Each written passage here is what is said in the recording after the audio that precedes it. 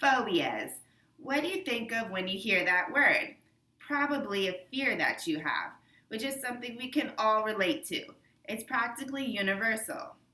Phobias can range from a fear of bees, public speaking, there's even a phobia of sitting down.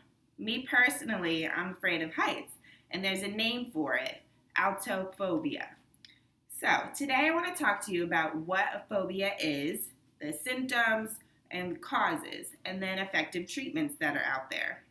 So, first, what is a phobia? Phobia is the most common type of anxiety disorder where a person has an extremely strong dislike or fear of something or someone. Phobias are split into two categories, simple and complex. Simple phobias is when you're afraid of a particular object, animal, situation, or activity. So, for instance, you're afraid of a dog or going to the doctor. A complex phobia is a little more serious, and it's when you have a fear of something, but there's a deep rooted issue behind it.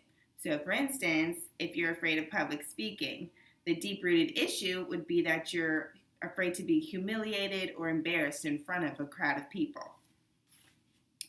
People live with fears and phobias every day and are aware that they have them, but a lot of people go undiagnosed and they can choose to either live with it and deal with it or they can get help. But how do you know you even have a phobia? What are the symptoms? So, aside from just knowing that you have a fear, you can have increased heart rate, sweating, dizziness, nausea, and difficulty breathing, just to name a few. So now that we know what a phobia is and the symptoms, how do we have them or what causes them?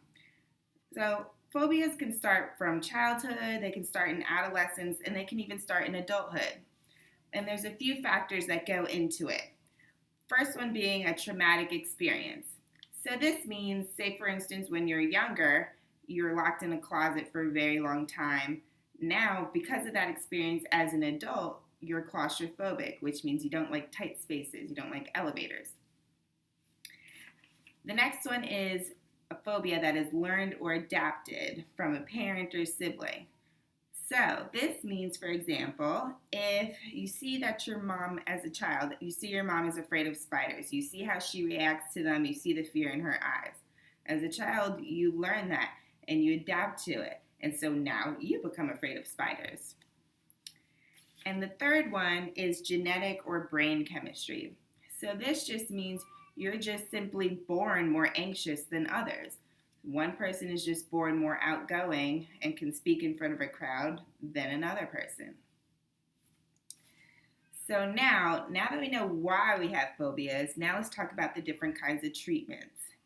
Treatment is recommended for someone with a phobia that interferes with their daily lives. So say you have a phobia of the sun. You can't go outside all day because you're afraid of the sun. And that would interfere with your life completely. So treatment is recommended for a phobia of that degree. And there's a couple different kinds of phobia treatments. The first one being self-help. So this is when you can breathe, try different breathing and relaxing techniques, different lifestyle changes, for instance, eating and exercising differently. This can help greatly reduce your anxiety, just the natural way. And then there's exposure therapy. So this is when you slowly and gradually expose yourself to your phobia. So say you're afraid of dogs, you gradually and slowly spend more time with dogs, so eventually you're not afraid of them anymore.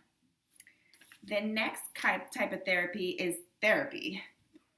The next type of treatment is therapy.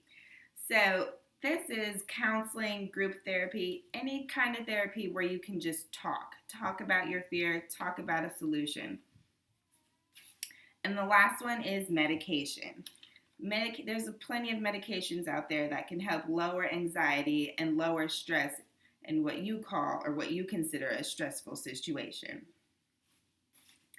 So, now that we talked about phobias, we know what they are, we know the symptoms, we know the causes. So now I just want you to take a moment and think of a phobia that you may have. And just make sure that you control the phobia and the phobia doesn't control you.